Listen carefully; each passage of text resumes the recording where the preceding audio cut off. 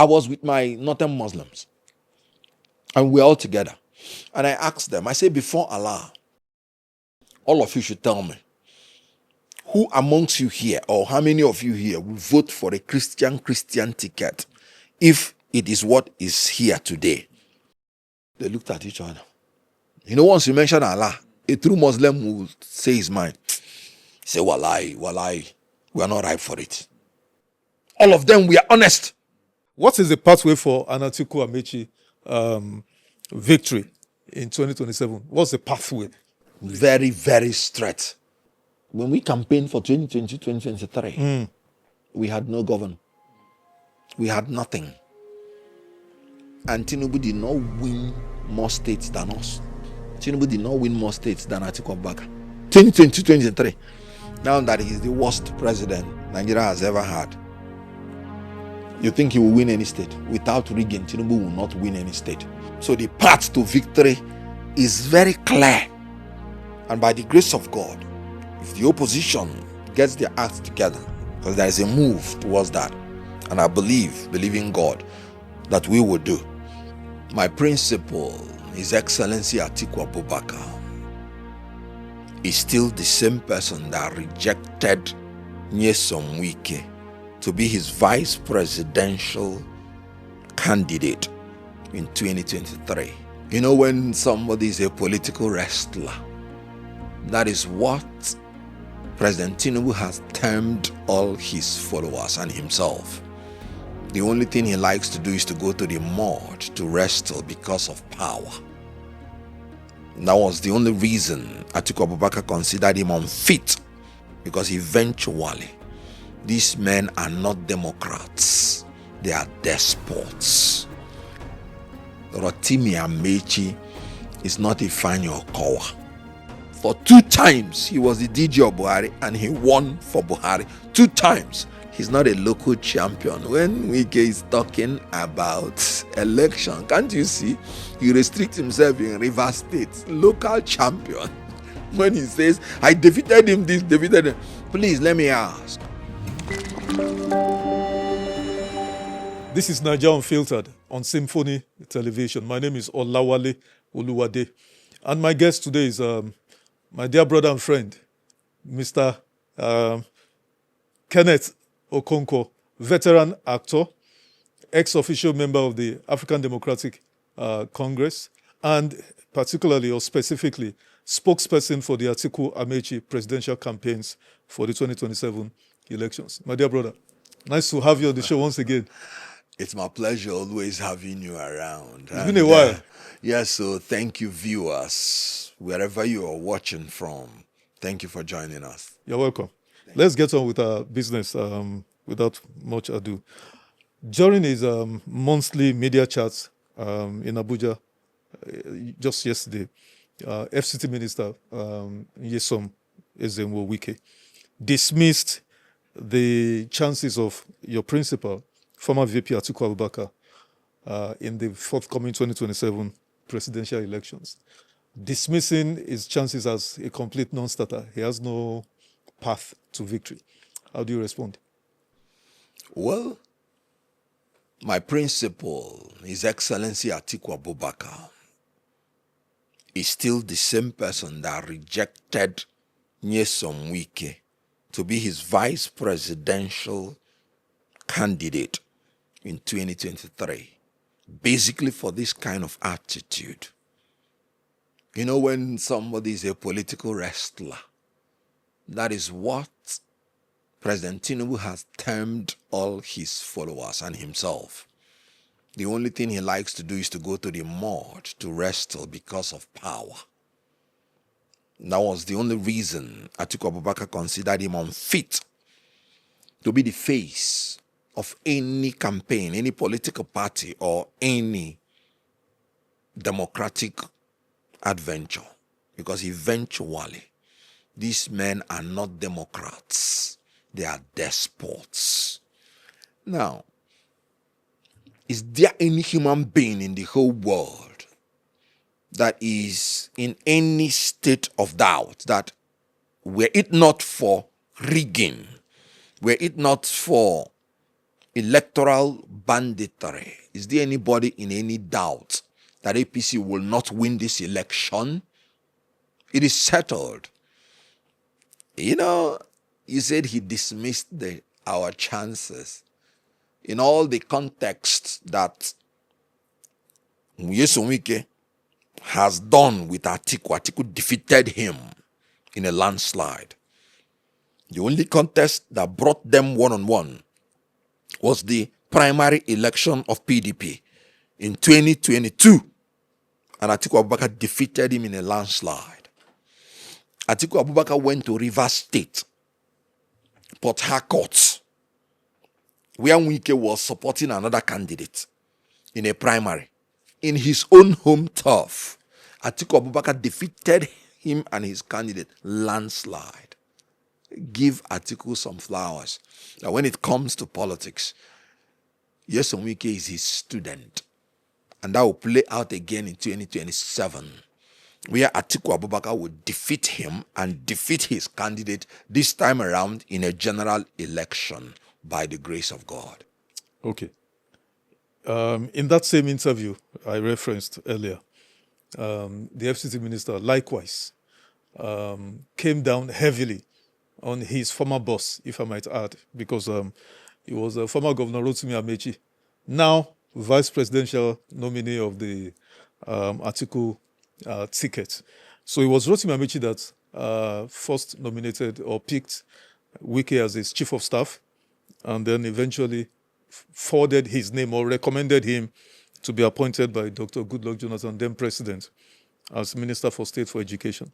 But yesterday, while addressing the media, Nyesom Wike dismissed offhandedly Rotimi Amaechi's value to the ticket, to the Atiku ticket, stating unequivocally that Rotimi Amaechi has not won any elections since he left the governorship in 2000 and I think 2015 or so, and that he has been defeating him serially, you know, and that the only thing it believes Rotimi Amaechi is bringing to the Atiku campaign, perhaps, is finances. How do you respond to this?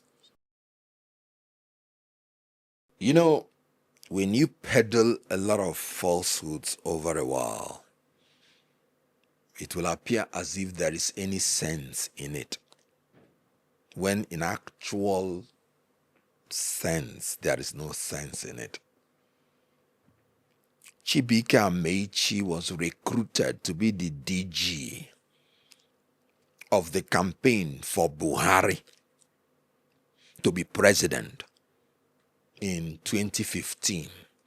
He was not DG of campaign for Rivers State. His job was to deliver Buhari as president.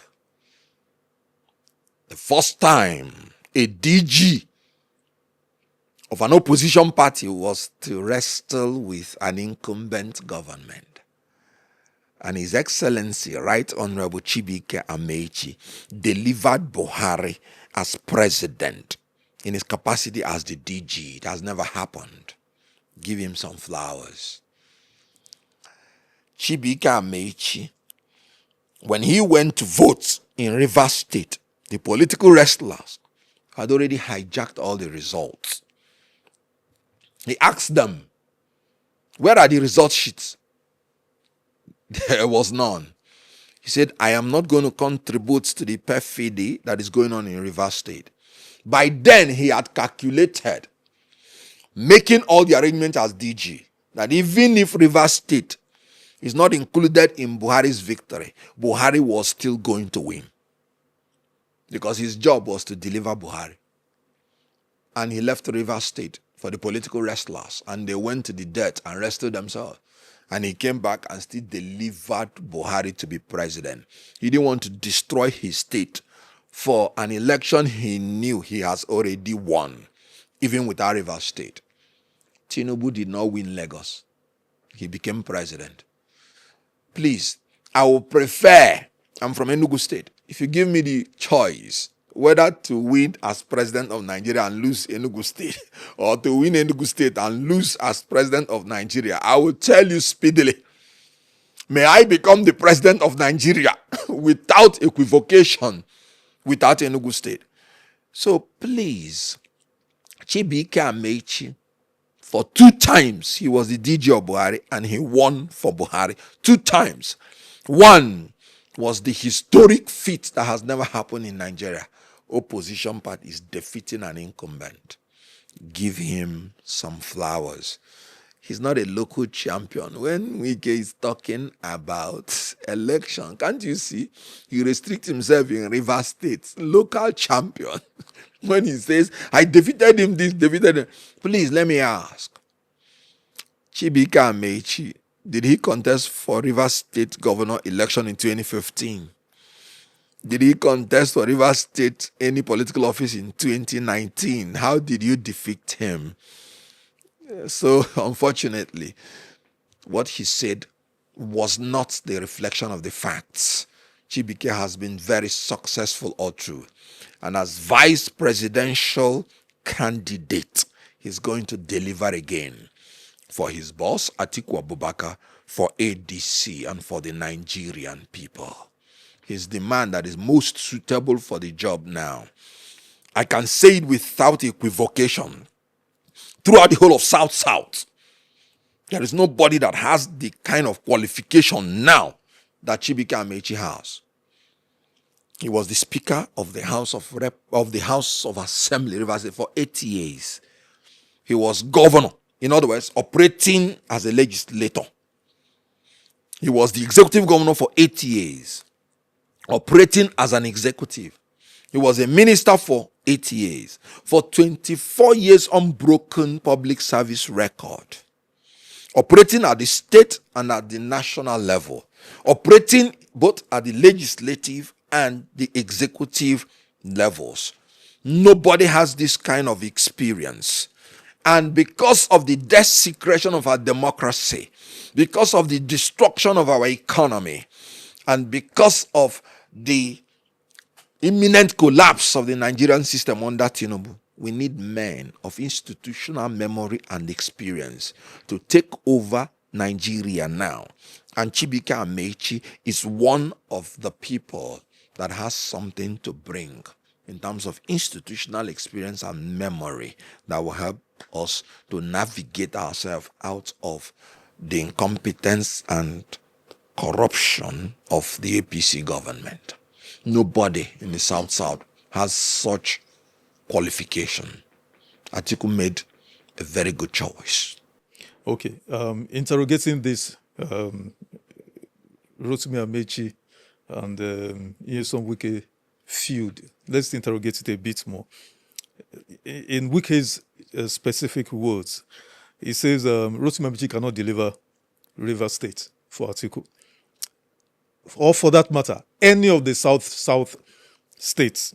And he declared their ticket, that is the Atiku Amaechi ticket, as dead on arrival. Those are his words. Now, let me give a bit of some context to that. In 2023 elections, VP Atiku selected Ifeanyi Okowa as his running mate.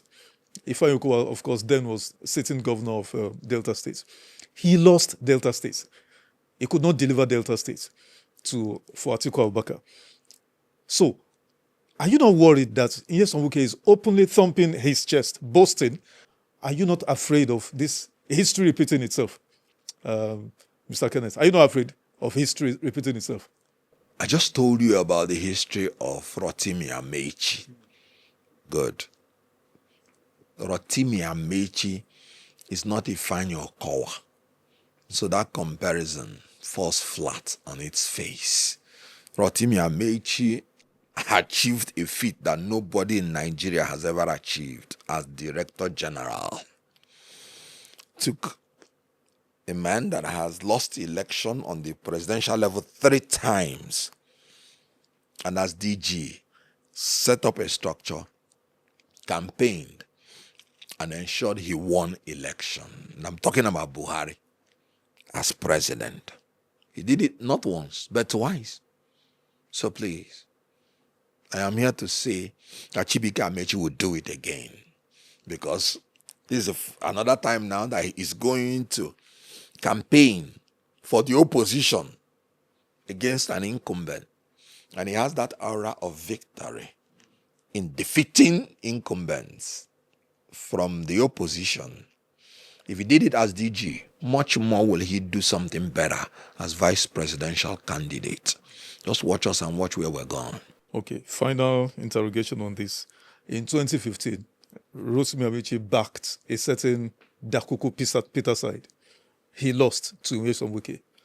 In the repeat in 2019, if I'm not mistaken, he also supported, I think it was Tony Cole, and they lost. Meanwhile, all this time, he was a very powerful minister in the Buhari presidency. Even 2023 elections, his candidates in Rivers State still lost. Are you very confident that Rotimi at least can deliver Rivers State in 2027, Mr. Kenneth? I am talking about national election. Yeah. In 2015, Wike was a powerful minister in education. He supported an incumbent president, Goodluck Jonathan, and he lost. In 2019, he supported another candidate in the presidential primary in Rivers State, Port Harcourt, and he lost. I'm talking about national election. You're dragging me into state caucus election. It is the state that makes up the national election. That's what I'm saying. That Chibuike Amaechi is a national figure, not a state jingoist. And he has delivered. I'm talking about Atiku Abubakar. And I'm saying Chibuike Amaechi has what it takes to deliver him as president. And you're still referring me to backyard state politics and trying to compare him with local champions. He's chief of staff. He said he doesn't like communicating with his subordinates. So let it be. Ask me things on the national level because I am here as a spokesperson for a national politician. You're not worried that Larry Olayika will come after you. Not a state politician. Come after all this. Larry Olayika, all these peripheral. The media advisor to FCT minister. All these peripheral state level spokespersons. That guy is very brutal. Hold on. You are the one instigating problem. All these peripheral state level spokespersons. I mean, let them concentrate on the state headquarters, either FCT headquarters or Port Harcourt. We're talking about federal election. Okay, let's move away from that. INEC, the Independent National Electoral Commission, has since published the list of all the candidates, their vice presidential candidates, and their particulars, their details, academic, professionals, and all of those. I mean, a cursory look by anyone, and it's been all over social media, even conventional media. The incumbent president seems to have, I don't know how to put it. He didn't attend primary nor secondary school, but then we saw a degree from Chicago State University, and this has generated quite a ruckus on everywhere. People are debating or discussing on this. What does this mean for democracy? What it means is that everything about democracy under Tinubu's government and rule of law have been desecrated. First of all, Nigerian law, because we're not practicing American law. And if you remember the case of Atiku versus INEC in the presidential election, the Supreme Court made it clear that the rules that apply in other jurisdictions do not necessarily apply within the Nigerian jurisdiction. And the reason is because there are different jurisdictions. The rule in Nigeria is that you cannot get into the university without having 5 credits in your O-level. That is the rule. So if you don't have any secondary school certificate, you cannot come and present a university certificate because you can't put something on nothing and expect it to stand. And the Constitution is very clear that it is school cert or its equivalent. And we're talking about Nigeria. We're not talking about United States. Now, I was a member of the presidential legal team within that era. And I can tell you that Atiku Abubakar, they went to America and they got a deposition where they said that the certificate that Tinubu is holding did not emanate from them. I could remember the Tinubu people, they were spinning it then that third parties could write certificates, that the university grants third parties to write certificates.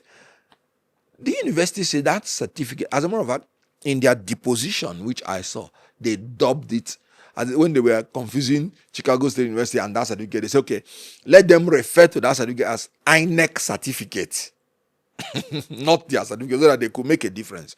In the deposition that I read, the reason that was not considered was that the Supreme Court said that it lacked jurisdiction to entertain it, because the 180 days that the laws provided for a petition to last at the trial court has expired. And what the trial court does not have, when the trial court does not have jurisdiction to entertain a matter, the appellate court cannot have jurisdiction to entertain it. That was why the Supreme Court, because they brought this issue of forged certificate letter to the Supreme Court and wanted the Supreme Court to entertain it.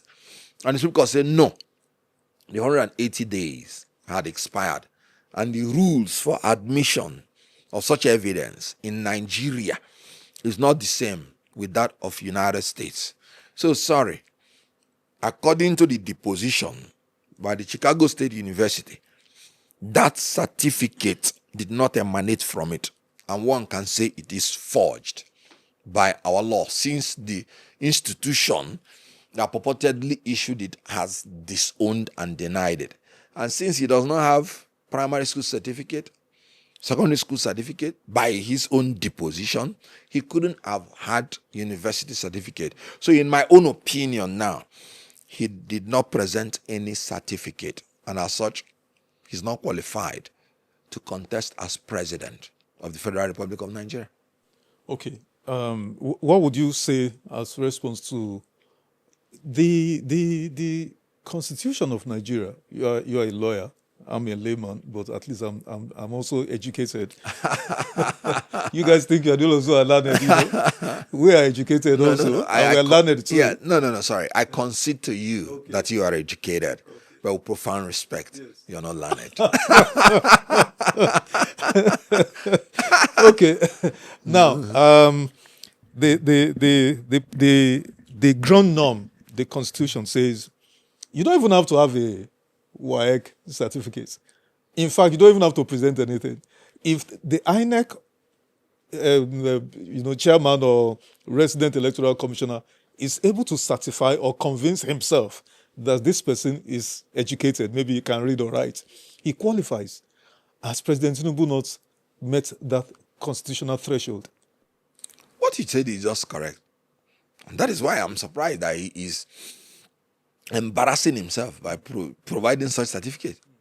He could have just said, having contested as governor, I am deemed qualified because I can speak English, I am literate, INEC has confessed. He would have spoken English there and gone his way. What you just said is correct. Legally, it is applicable. Why embarrass yourself by being controversial? He knows that if not that we are Nigerians, he wouldn't be allowed to run. And that is what we should be pursuing. Wow. And now, this certificate of the Chicago State University that you have said, yeah. I mean, the Chicago State University disowned that particular certificate that he's parading. And I'm talking as in 2023. Yes. Don't know whether he has any other one. Yes. If it is that particular one, Chicago State University has deposed to that it did not come from them. Now, if there is a case of forgery, I'm just presuming that there is a case of forgery that may come up because of that.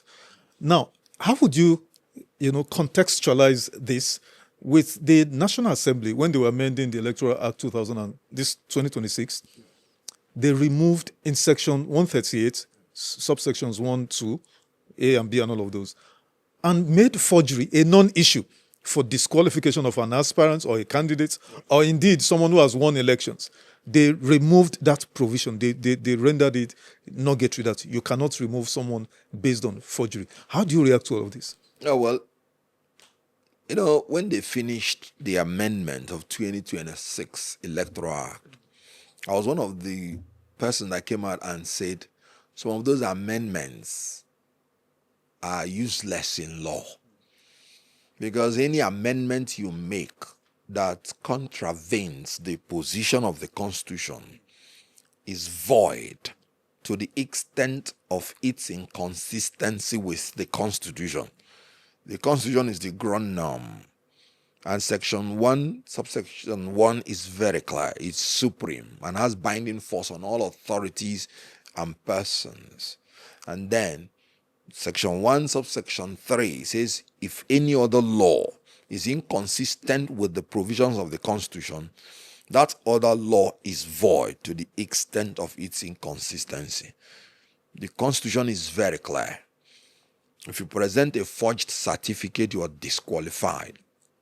And so the Electoral Act amendment that says it is no longer basis for qualification or disqualification is void. However, they cleverly wanted to say that it is only an aspirant. In other words, they now made it that it's only an aspirant that has the locus standi to bring it. In other words, if you are from APC, it's only those that contested with Bola Ahmed that has the locus standi to bring up the issue of qualification. You see, that is where they are clever, but we will not be sure until there is a judicial pronouncement on it. Okay. How important, Mr. Kenneth, is educational qualification? And I ask this question because I spent a couple or more decades in the private sector, and I know what it took, for anybody to get into the private sector. You come in as entry-level management trainee and all of those, and then you are given very stiff qualification thresholds. Basic degree. I mean, I say basic degree. Now, for you to enhance your chances, maybe an upper level degree 2-1 or even first class. And in some cases, would insist that a master's degree would enhance your chances. That is for entry level management training. Now we're talking about the first office in the land, Mr. Kenneth, the highest office in Nigeria. And we make the qualification of such lowly status. How does this enhance our leadership recruitment or selection process? A lot of people always harp on this issue that you can be naturally endowed to be intelligent. But the honest truth is that natural intelligence is not enough. Native intelligence. And native intelligence.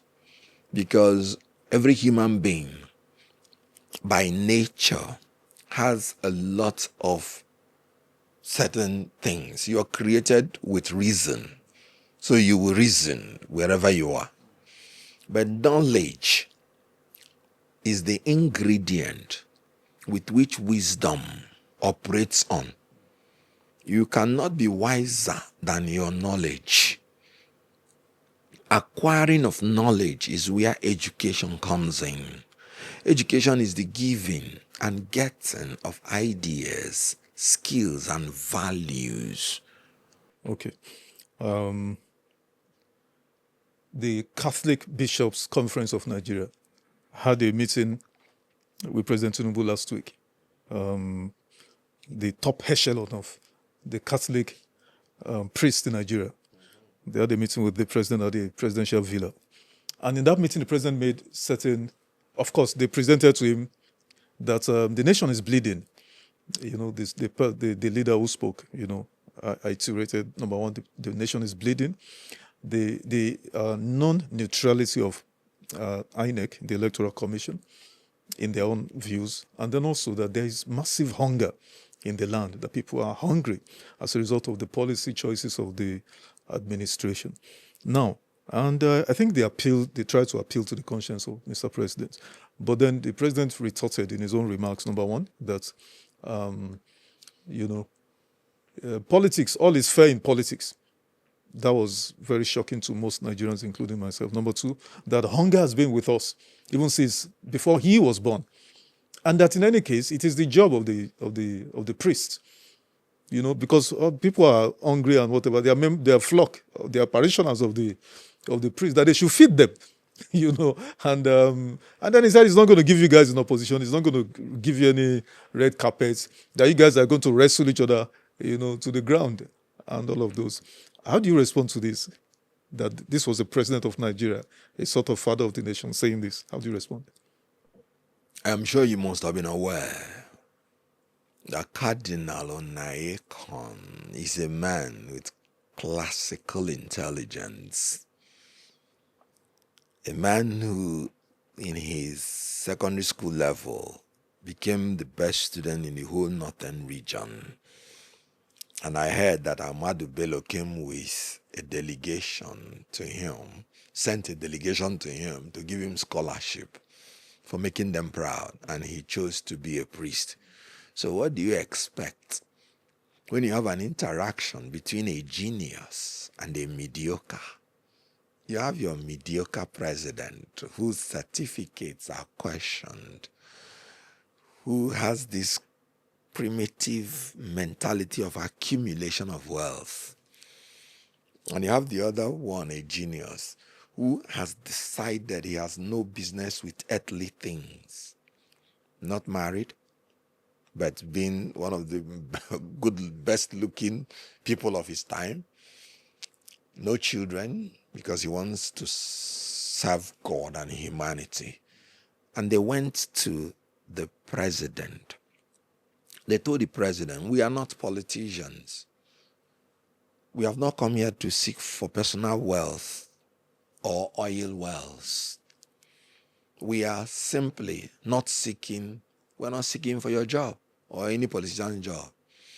We are here on behalf of those people who will not have the privilege to have meeting with the president, the voice of the voiceless. We are here because we are not getting as we ought to get in Nigeria. We are not getting what we deserve to get in Nigeria. We are here to plead with you. They went for 3 reasons: the political climate, the insecurity, and the economy. And they told the president, a lot of people are painting rosy picture for you, but we're here to bring the reality of the situation to you. Nigeria is bleeding. And to corroborate this, every day in Nigeria, people are massacred. As I talked to you, the news I heard this morning was that in Sokoto, terrorists sacked one village, and some of them ran into the sea and were drowned because they were hopeless. Villagers, Sokoto. I heard it this morning in the news. It happened on Monday. Because I said insecurity in Tinubu's regime is a daily occurrence. You know what happened in Benue? I saw it in news yesterday. 4 people were killed by armed headers. The same around Nigeria. It was Benue governor earlier that said one time, Benue is bleeding. So in terms of insecurity, these men of God are saying what is already there, but for which they believe that the people around the president are painting rosy picture. And you could see that the people around him are really painting rosy picture because they say he did not believe.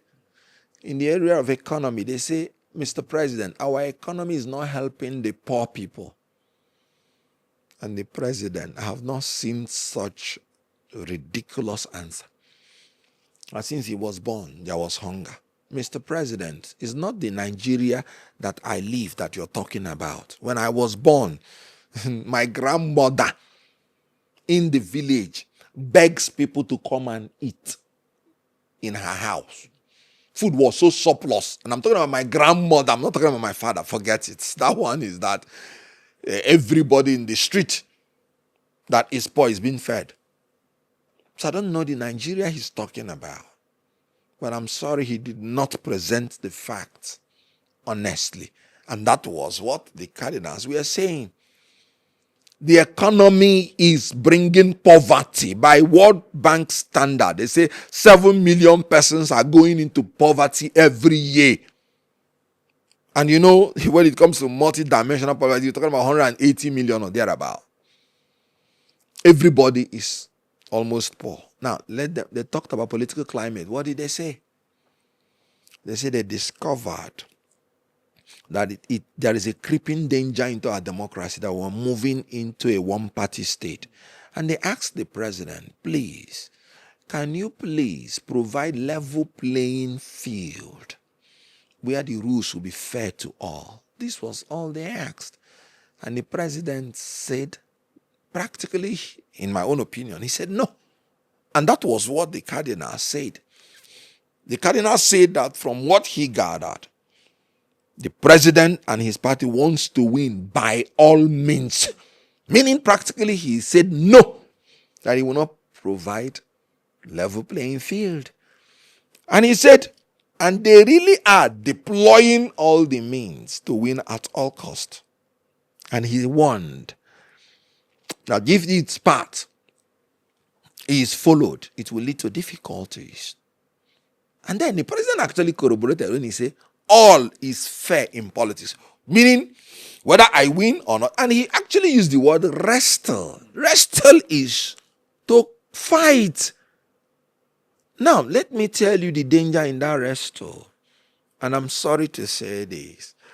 I'm trying to see a more civil word, but it's like I can't find the ignorance in that word wrestle. With respect, you only wrestle with your fellow candidates where there is no free and fair election. Democracy is not built for the candidates to wrestle against each other. Democracy is built for the candidates to relate with the electorates, present their programs to the electorate, and the electorate will choose.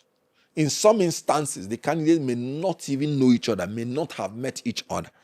Kamala Harris said she has never met if I remember, that she has never met Donald Trump one-on-one until the day they went for debate.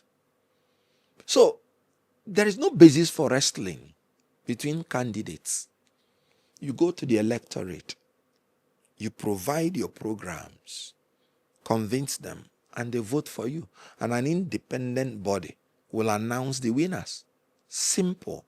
So a president coming out to tell you that he will wrestle them to the ground confirms actually what the cardinal is saying. But I have one news for President Tinubu. You're going to wrestle against Nigerian people.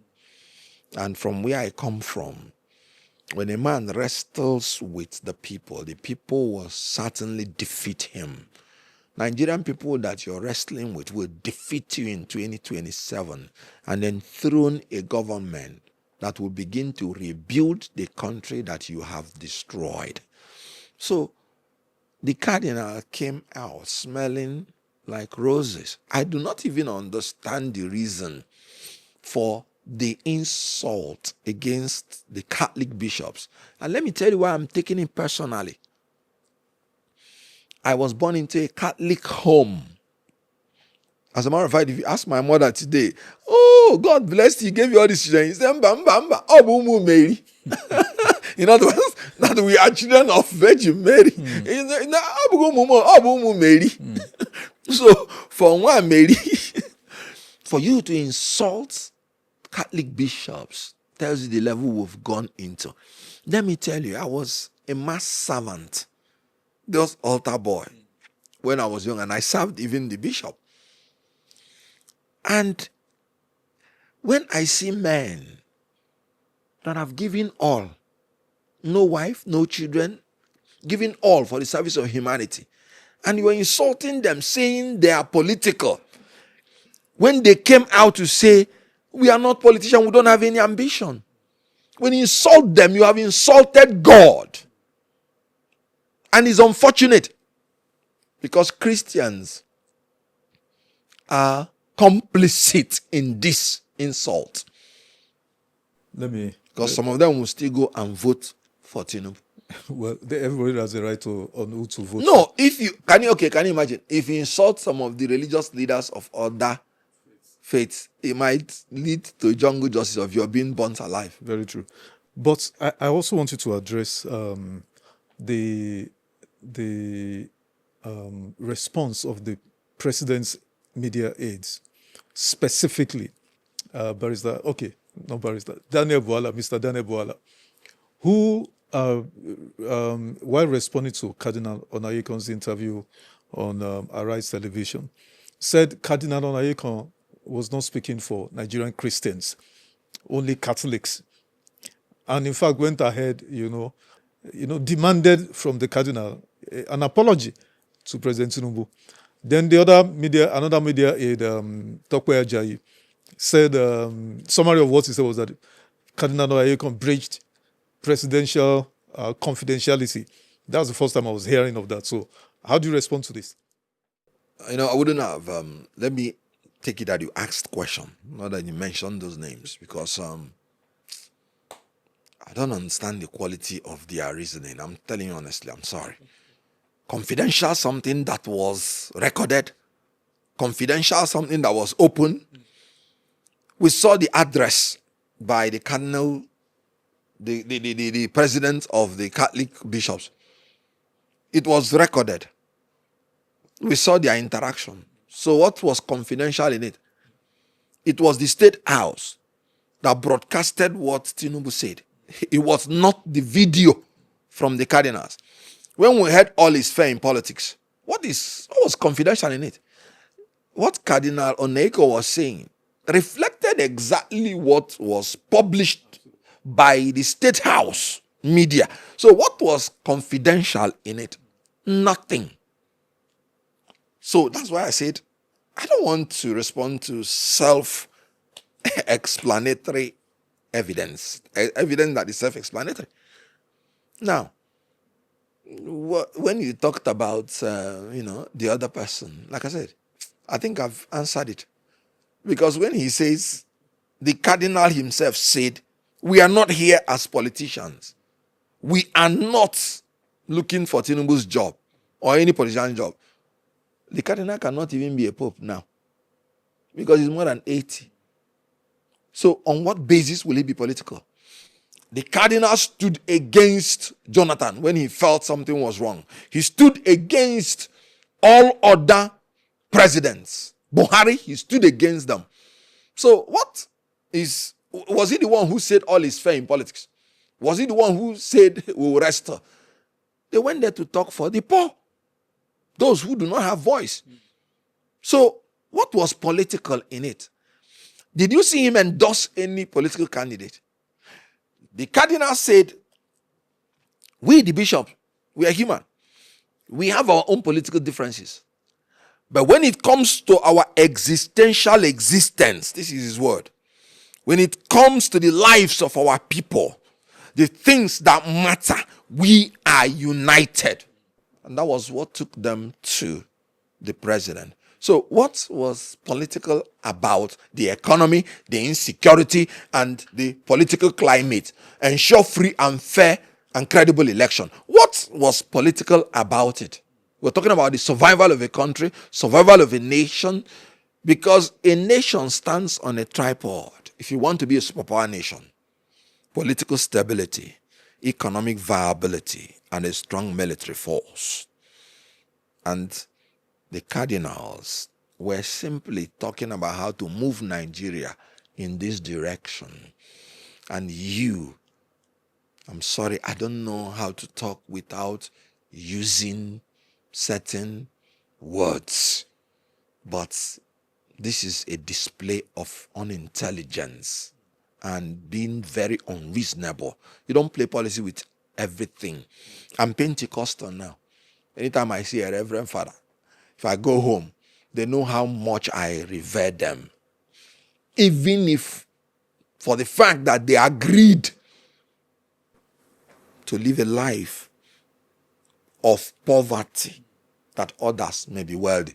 Look at a president telling men who have given all that they should go and feed the poor. They should go and do this. Please, let me ask, is there any budgetary allocation to them to feed the poor? Is there any? They are making their own sacrifice in order that any money that they are giving, they use it for others.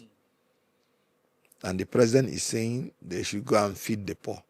And the president that is sitting on trillions, which he borrows us, he has borrowed us into bondage. He cannot feed the poor. And men who have given their life to serve, the president is telling them to go and do his job. Sorry, Mr. President, you have failed. You should apologize to Cardinal Onyeiko and anybody who is of any conscience that votes for this president. You have insulted Cardinal Onyeiko, because what you are saying is that such insults should be perpetuated. That's what you're saying. Okay, let's switch gears. Let's discuss the ongoing feud between your principal, Atiku Abubakar, and his estranged principal, former President Olusegun Obasanjo. You know, I call these two elder statesmen, I call them, estranged lovers or spouses, because it will seem like every election cycle, suddenly they resurrect their age-long animosities. So President Obasanjo has been throwing jabs at Atiku all over again, and of course Atiku's camp also are responding in like manner. Indeed, during a recent interview on our platform, the Atiku's media aide, Mr. Paul Ibe, made very strong allegations, claiming that a proposal has been made to former President Obasanjo by the incumbent President Bola Ahmed Tinubu to ensure his kinsman does not lose the 2027 election. And that's the script President Obasanjo is working on. The only person standing in the pathway of Tinubu is Atiku Abubakar. So everything is being done to neutralize or weaken Atiku's chances. That's indeed President Obasanjo is misleading Nigerians by following Peter Obi and Kwankwanso, openly saying he's supporting their ticket. That is misleading Nigerians because he knows that ticket will not deliver anything. How do you respond to all of this? I was in the presidential campaign as a spokesperson in 2020-2023. Yes. The Labour Party presidential campaign of Peter Obi, specifically. Then I sincerely thought Obasanjo meant well. And because the power needed to go to the south. Yeah.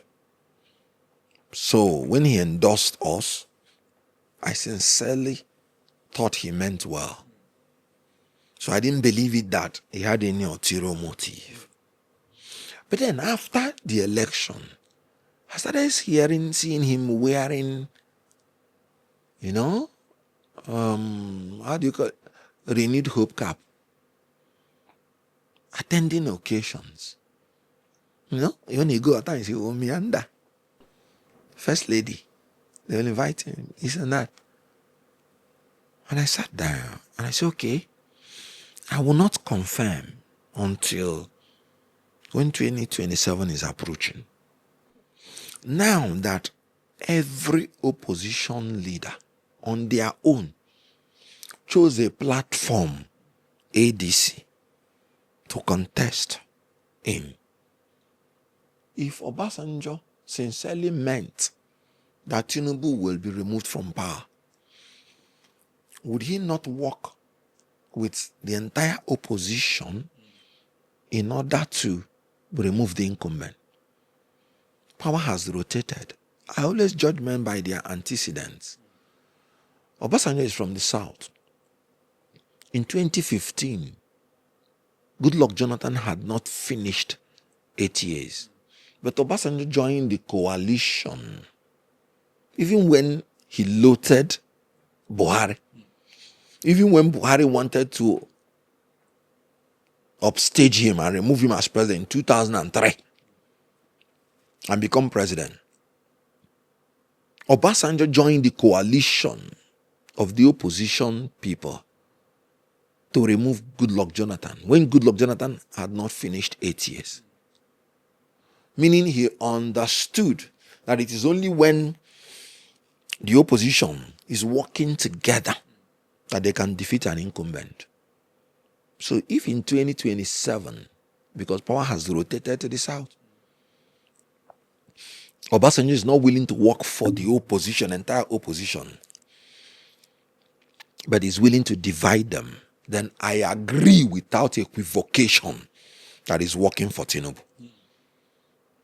I made it clear to everybody before that anybody that leaves the opposition by whatever name is working for Tinubu. Because the more divided the opposition is, the more Tinubu wins. So if Obasanjo comes out openly to say he's endorsing any candidate outside the opposition candidate, because all of us agreed when we went into ADC. That's why I take myself as the spokesperson for the presidential candidate of the coalition. That was how we started talking about ADC. I made it clear that anybody who emerges as the presidential candidate of the coalition, I will work for, I'll campaign for. So I'm not seeing myself just as the presidential spokesperson of Atiku Abubakar. No. I'm the presidential spokesperson of the presidential candidate of the coalition. Anybody who is not within the coalition is working for Tinubu, because we all agreed. Atiku Abubakar, Chibike Amaechi, whether it's Tambo or whether it's Rufai, whether it's P2B, whether it's Kwakwanso, whether it was in ADC, we all agreed. So if Obasanjo is using any tactic to draw any politician away from the opposition, he's working for Tinubu. Let me correct an impression. There is no feud between Atiku Abubakar and Obasanjo. There is an outright mission of Obasanjo, and he said it himself, against Atiku being president. He said, God will not forgive me if I allow Atiku to be president. Even that statement, I'm sorry to say it, is very hypocritical. Because in 2019, he still endorsed Atiku Abubakar to be president, just because he wanted to get at Buhari. Not that he wanted Atiku to be president. Now, he had made that statement that God will punish him, or that God will not forgive him if he supports Atiku to be president. What did Atiku do? In the letter he wrote to Oshoba, what is Atiku's business in it? I heard he was alleging that Atiku paid the money to Galinaba to impeach him. The mere fact that there was no reason for him to say it tells you that there is an ulterior motive. The mere fact that what he's saying is not tenable logically tells you an ulterior motive. And I'll tell you why it's not logical. Gali Umanaba finished as speaker in 2003. So even when he finished as speaker, Obasanjo still considered Atiku Abubakar the most qualified person to be his vice president. Again. Is it logical? If you say that you know that a man is capable of giving what he called paying people to impeach him, and you now went ahead to choose the same man to be your VP, who has a problem? Is it Obasanjo? For me, it's Obasanjo. Because you are complicit in whatever you claim the person is doing. But let me tell you the actual truth, having said this. I remember one day when Galio Manaba came out one morning and paraded money on a table in front of him. I said, this money is from the executive, the head of the executive. And that day we are paying money to some members of the House of Rep to impeach him. So to Gali Umanaba, Obasanjo wanted to impeach him. And Gali Umanaba too wanted to impeach Obasanjo. I remember Gali Umanaba saying this himself, I think during Obasanjo's birthday. He tried to impeach Obasanjo, it did not work. Obasanjo tried to impeach him, it did not work. Meaning that it is not the will of God that they will impeach each other. it was not only in House of Representatives that they wanted to impeach Obasanjo. In the Senate, they wanted to impeach him. Under Payosanyim. Under Payosanyim, they said it. Under Chubokadibo, they said it. Zwingina was the person who enumerated all the impeachable offenses by Obasanjo on the floor of the Senate. And that was why those two men, Galileo Manaba and Zwingina, were never allowed to come back. That was the reason, part of the reason Chubokadibo was impeached. And if Galileo Manaba said that Obasanjo wanted to impeach him, it is true. Obasanjo impeached, in Obasanjo's time, he changed his Senate president 5 times in 2 tenure. Evan Ewerem was there. Obasanjo brought him against the will of the majority of the Senate. They removed Evan Ewerem. It was not Obasanjo. They removed him because it was not their choice.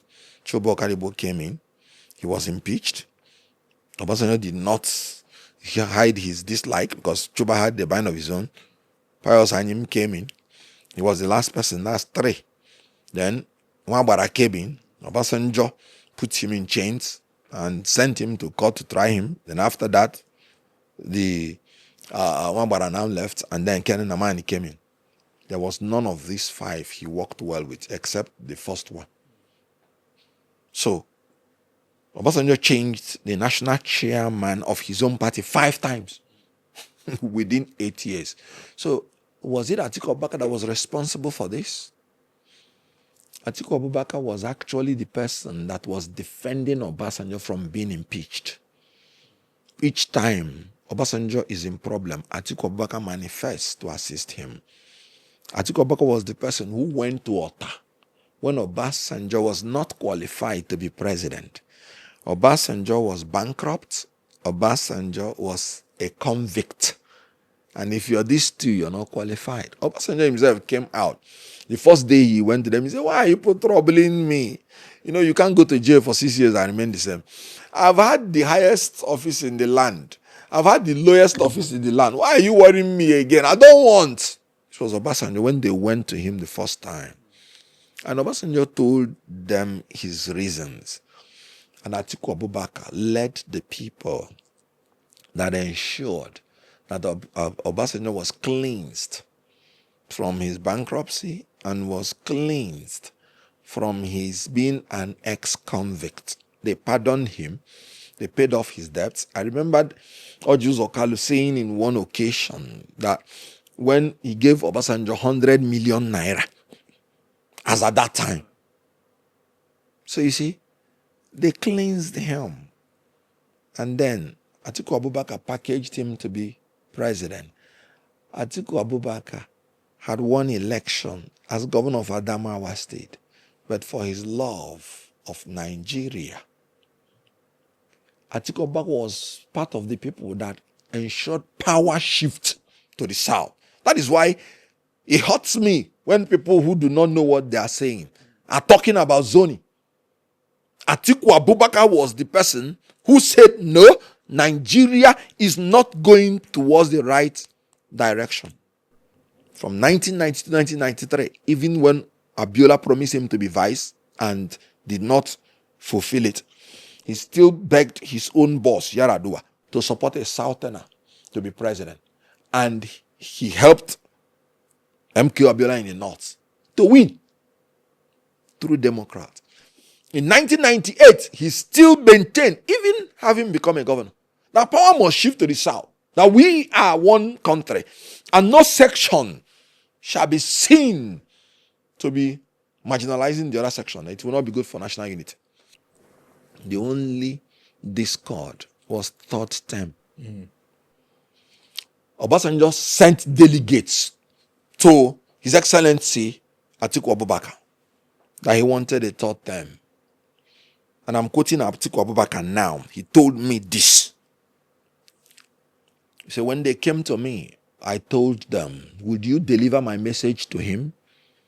They said, yes. He said, go and tell him that I will not support him, I will fight it because it will not be good for Nigeria. And Obasanjo went ahead. He thought he could do anything he wanted. And Atiku, this same Obasanjo is talking about giving people money. Then, Kachikwu Merije came in and said they were being bribed for third term. Is it still Atiku?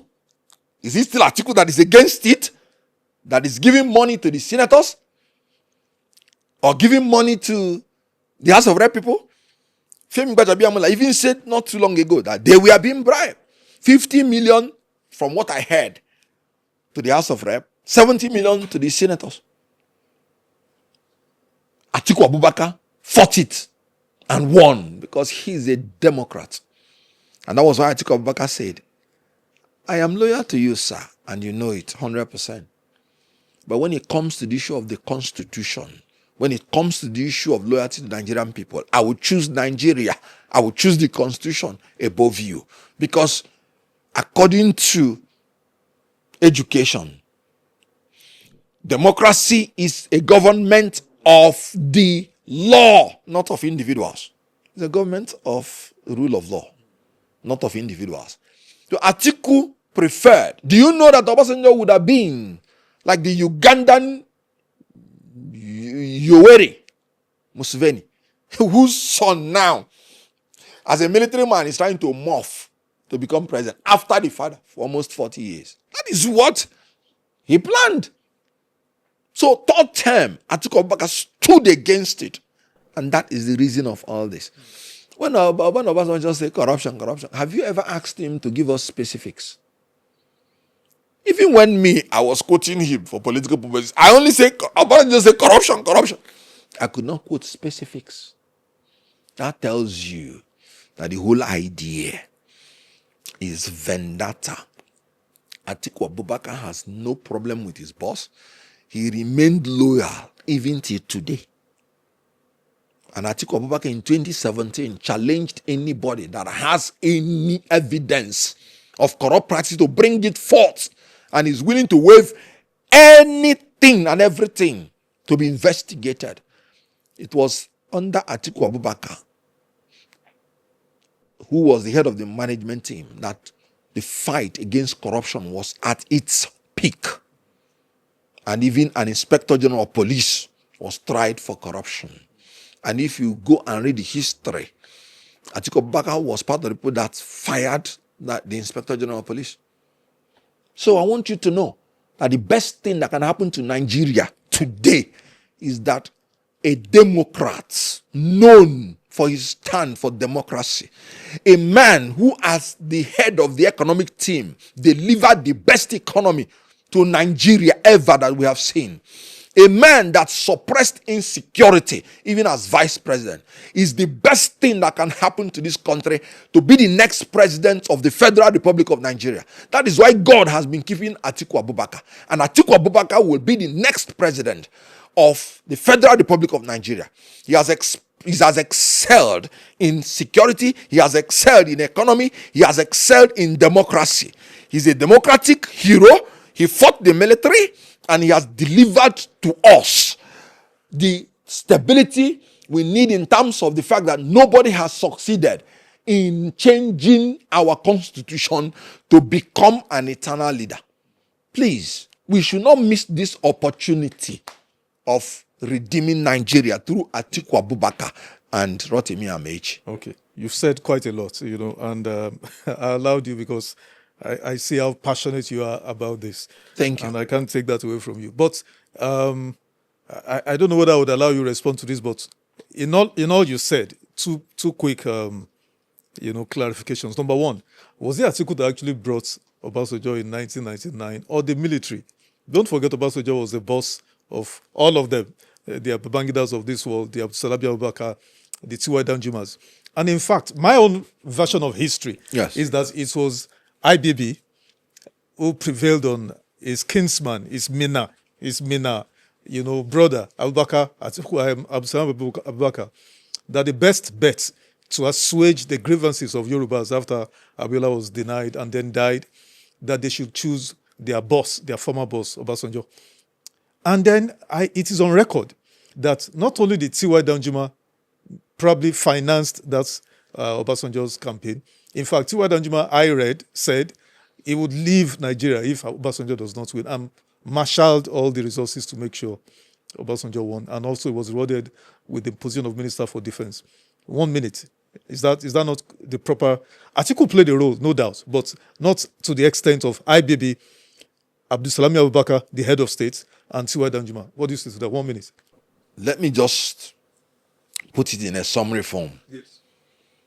You and I know that if I had broken down everything that transpired, we wouldn't go here today. Exactly. And thank God you put it in perspective. So what you said is largely correct. But the military men were not politicians. True. So they could only state their preferences. Now, amongst them, you have the politicians who will execute. So whereas I agree with you that it was a collective decision of the powers that be, but it was Atiku Abubakar, being the most experienced political person amongst them, that was the arrowhead that implemented, that executed what all of them agreed to do together. Okay. Those people you mentioned, if you check in 2011, they still contested with Atiku Abubakar. I knew you were going to go there. For the Northern ticket, Northern endorsement. Exactly. And Atiku still won all of them. So when it comes to politics, Atiku is the master. But I agree with you completely that these men you mentioned played significant and admirable roles in the birth of an Obasanjo presidency. Absolutely. Okay. This one, I'm not sure maybe there's a need for response, but let me just state it for record purposes. Yes, it is true that former VP Atiku Abubakar has never been, prosecuted, let alone being convicted of any He has corruption never charges. been investigated. But you also know by any No, he has corruption been agency. investigated. Corruption agency. I'm not Okay. talking about But- a president setting up an administrative, Exactly. which the court said this is nonsense.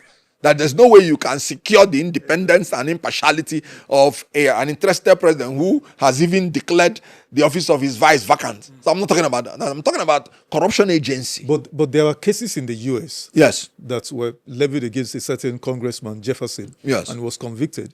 And he was, tied to former VP Atiku Abubakar and his wife, money laundering cases, former Mrs. Jennifer Atiku Abubakar and all of those. Are you saying those cases are not germane? There are people who have all sort of lists of money laundering cases against former First VP. and foremost, let me his tell you, wife. even in America, 1 minute. good, even in America, Yes. those cases you're talking have been tossed away and Okay. thrown out by the appellate court. And I don't need to ask you. I would have asked you who tied. I know that when So when campaigns people are talking about tie, who tied? when campaign starts, I'm sure all of this will be brought. It's already still. I said those ones have been tossed even in America. We have less On than 5 appellate minutes. court. We have Go less than ahead. 5 minutes to wrap up. You are the one who is taking our time. We need to make this clarification because of the I'm here of viewers. to do that. Now, switching gears, your friend and brother, my own good friend and brother, so Kachikwu Ananuju, came out to,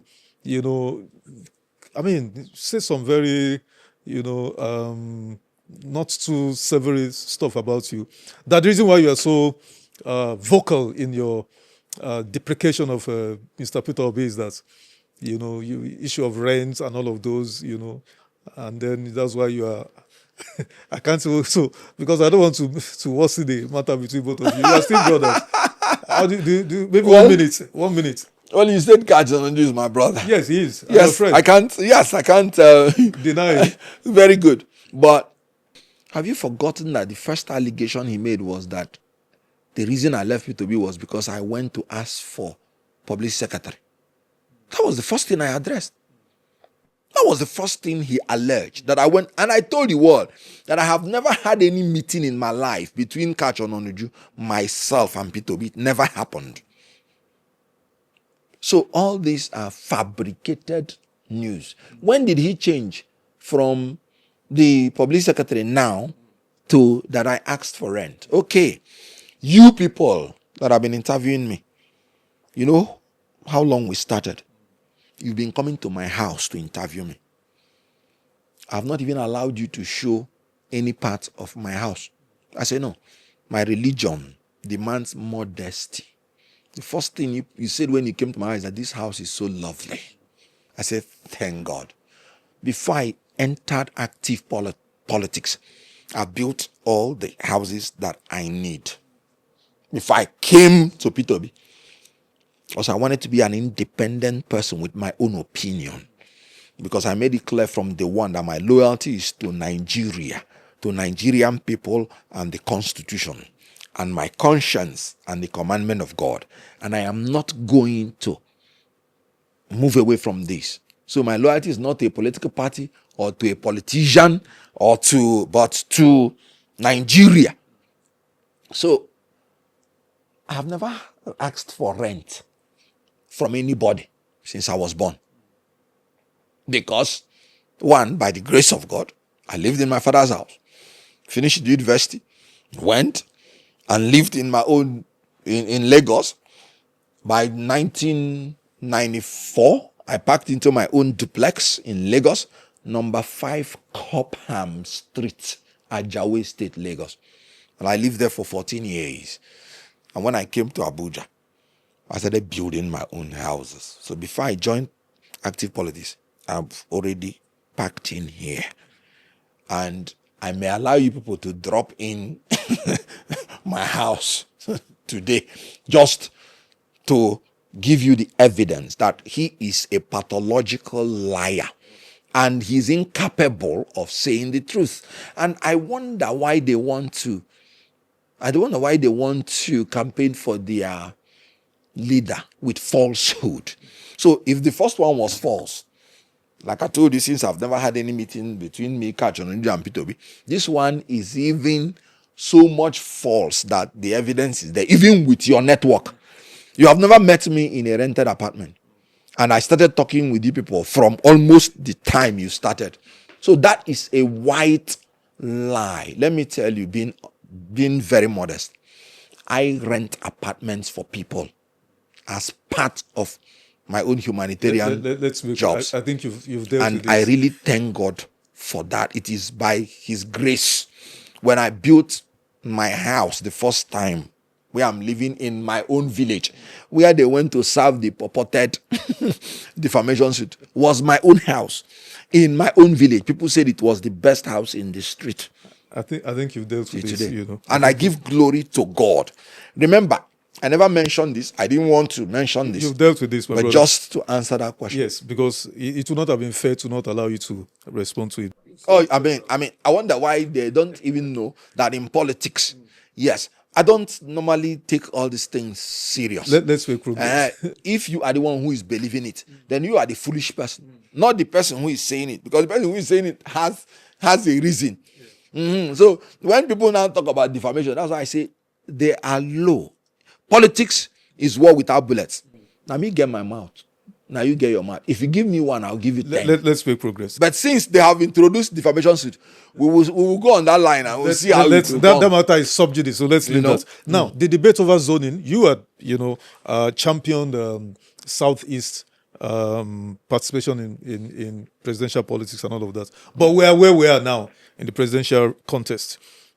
Mind you, the president has reaffirmed, this Muslim ticket. What's your stance on his continuance of this? Now, let's 1 minute. We are running out of time. You know what? Let me talk about this Muslim ticket. Yes. Because that's the reason that I left APC in the first place. And it was not Muslim ticket. It is same faith ticket.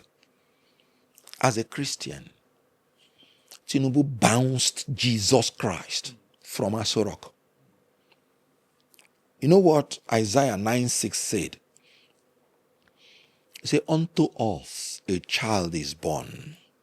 Unto us a son is given. And the government is upon his shoulders. And he shall be called Wonderful, Counselor, Mighty God, Everlasting Father, and the Prince of Peace. Tinubu bounced the Prince of Peace from Aso Rock. Can you see? Is that not extreme? The wife is a No, pastor. can you see the wife is a life pastor. that we're living now? Senator Rotimi Tinubu is a pastor, an ordained Which pastor. political post is that? And who First elected? lady, the office of who the first elected lady. her? The office of She the has first lady. no duty by the Constitution. And as long as Christianity is concerned, the man is the head of the house. And I'm talking about the presidency, where they say the president and the vice, they are associates. Thank God I am campaigning now for a northern Muslim. So nobody will say it is because I have anything against Islam or against the North. No. But has the president infringed I on the rights am of talking Christians? about inclusivity. Has the president Tinubu infringed on the rights of Christians to practice their faith? He hasn't, to the best of my knowledge. He has discriminated against them, and discrimination is disallowed in the Constitution by Section 14, subsection 3. You cannot eliminate Christians from the presidency because that portion talked about federal character. We are multi-religious, and the whole idea is that you reflect federal character in the composition of your government. Now, let me talk about this and probably 1 minute. Like I said, 1 minute. probably end with it. I was with my northern Muslims, and we're all together. And I asked them, I say, before Allah, all of you should tell me, who amongst you here, or how many of you here, will vote for a Christian ticket if it is what is here today? They looked at each other. You know, once you mention Allah, a true Muslim will say his mind. Say, Wallahi, we are not ripe for it. All of them, we are honest. But look at Christians in Nigeria. You will go to vote for a Muslim ticket. They said it. I thanked them for their honesty. And I said, that is why I am saying, as a Christian, that I will not vote for a Muslim ticket. And they told me, you are right. That even the Muslim ulamas, they have come together to say, it's a haram for anybody in 2027 to vote for a Muslim ticket. Muslims have been the worst hit in a Muslim ticket. The first time Abiola chose a fellow Muslim, we knew how it ended.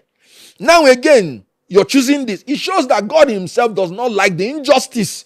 We are talking about inclusivity. We're not talking about anything against Islam, the religion of peace. We're not talking about that. No. We're saying that any demography that has constituted such amount of people in Nigeria, they ought to be included in the conduct of the affairs of any government.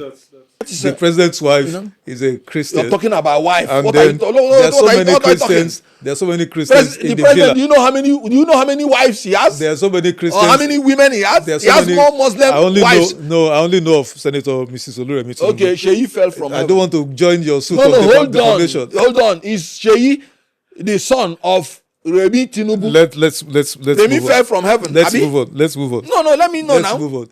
There are so many Christians in the villa. Let's move on. Okay. Please, As we wrap I'm up, talking. Did I say please? That I said.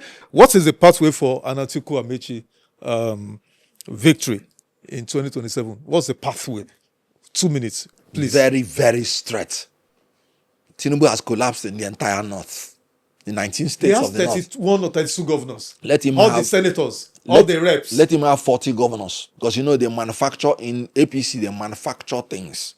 Yes, they manufacture things. In our tax law, they manufacture all the provisions. city boys, all the big boys in Nigeria are for him. If you're going to answer questions, then let me do the No, asking. I'm just trying to correct you. That's what I'm saying. If you're helping all the me, city boys are let for me him. start asking you the question. Okay, so 2 minutes. Very good. Or Thank you. 1 minute, 30 seconds. Thank you. You know, when we campaigned for 2020, 2023, we had no governor. We had nothing.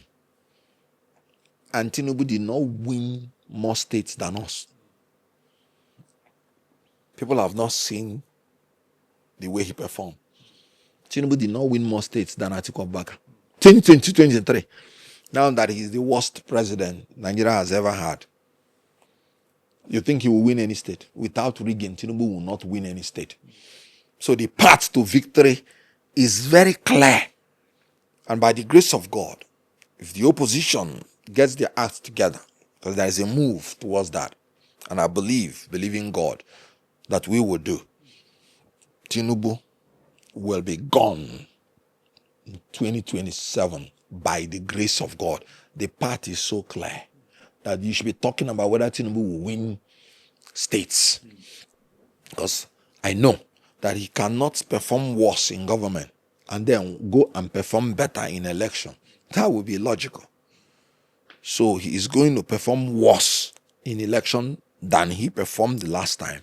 And the opposition, through the coalition ADC, will win the election outrightly by the special grace of God. Of the 6 zones, Of the 6 zones, would Atiku Amaechi ticket win? I have told you, zones? If Atiku wins the 19 states in the north, that's 3 zones already. So they just need the south. Southeast, Atiku will get the necessary winning. South, where Amaechi is there.